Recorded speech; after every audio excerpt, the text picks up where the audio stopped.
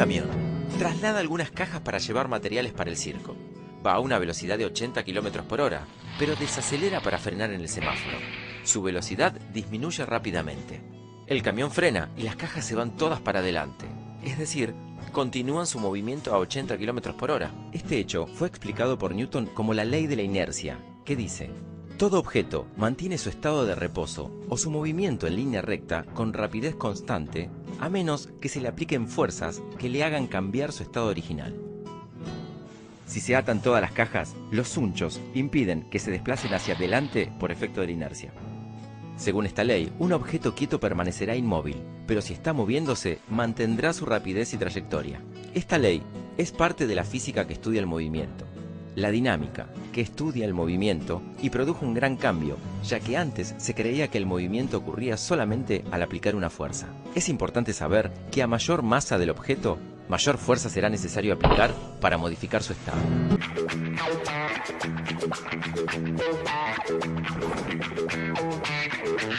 No, eso no es magia, eso es inercia. Todos los cuerpos tienden a mantenerse a la velocidad en la que estaban.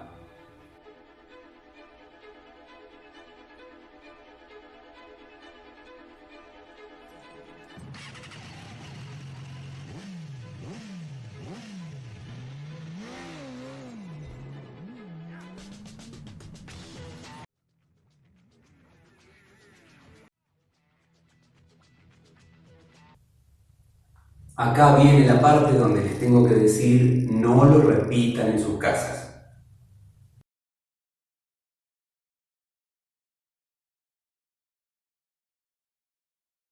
Una táctica para que ese truco salga bien es consíganse una tela muy resbaladiza, muy suave, para que no tenga rozamiento con las cosas que le pongas arriba. Porque si tiene rozamiento, la fuerza que vos hacés se transmite por rozamiento a los otros cuerpos.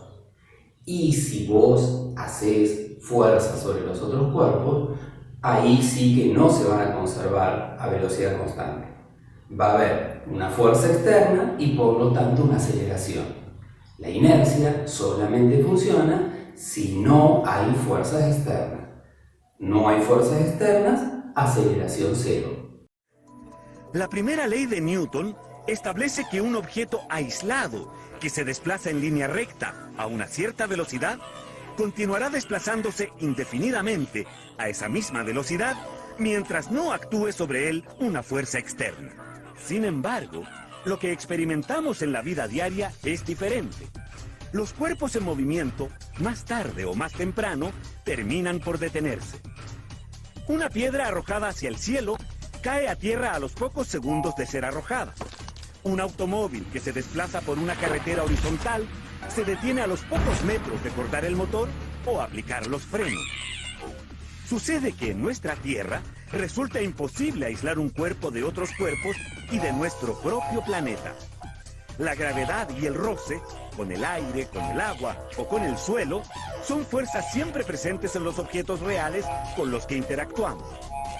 Esta realidad cambia en el espacio profundo, donde las fuerzas que ejercen cuerpos muy distantes sobre un objeto determinado suelen ser extremadamente pequeñas, por lo que no siempre se perciben efectos de frenado o de cambio en la trayectoria de un cuerpo en movimiento. A diferencia con lo que ocurre con un avión en nuestra atmósfera, un cohete en el espacio estelar podrá viajar a altísimas velocidades sin que se requiera para ello mantener encendidos sus motores. Este principio se aplica también al estado con velocidad igual a cero o nula que llamamos reposo. Un objeto en reposo tiende a permanecer en reposo y permanecerá así hasta que sea afectado por una fuerza externa. La segunda ley de Newton establece que si sobre un cuerpo se aplica una fuerza externa, este acelerará en la misma dirección y sentido de esta fuerza y en una magnitud proporcional a su masa y a la fuerza aplicada. Los matemáticos expresan esto de la siguiente forma. F es igual a m por a, en donde F significa fuerza, m masa y a aceleración. Al duplicar la masa del palo, se duplica la fuerza que se aplica sobre la pelota. La segunda ley de Newton nos dice que si la fuerza es el doble, el valor de la aceleración que adquiere la pelota también aumentará al doble. Por el contrario, si mantenemos la masa del palo y duplicamos la masa de la pelota, esta recibirá la misma fuerza al momento de ser golpeada, pero su aceleración disminuirá exactamente a la misma. La tercera ley de Newton establece que al aplicar una fuerza sobre un cuerpo, siempre se genera otra de igual magnitud y dirección, y con sentido contrario. Esto se conoce como la ley de acción y reacción. Pensemos, por ejemplo, en lo que ocurre cuando regamos y nuestra manguera lanza un chorro de agua. La fuerza del chorro de agua, expulsado hacia adelante, genera una fuerza de igual magnitud y sentido contrario sobre la manguera. De acuerdo al principio de acción y reacción, si empujamos una caja con una fuerza F, ella va a ejercer una fuerza de reacción de igual magnitud y sentido contrario. Si estos cuerpos estuvieran aislados en el espacio, al aplicar la fuerza, ambos se desplazarían, a diferencia de lo que ocurre sobre la Tierra, porque no estamos aislados y la fuerza que se ejerce se transmite hasta el suelo. Si empujamos la caja, teniendo puestos unos patines, saldríamos hacia atrás debido a la fuerza de reacción. ¿Es tan complejo esto de los principios de Newton? ¿Por qué la hizo tan complicada Newton? ¡3 principios! ¿De qué se trata? Mire, gente, se trata de lo mismo. El principio de masa dice que hay una relación entre la fuerza y la aceleración, y que a eso se le llama masa. Si lo mirás matemáticamente, lo que te está diciendo es la suma de todas las fuerzas que actúan sobre un cuerpo es igual a todas las masas que estás tratando de mover por la aceleración que adquiere.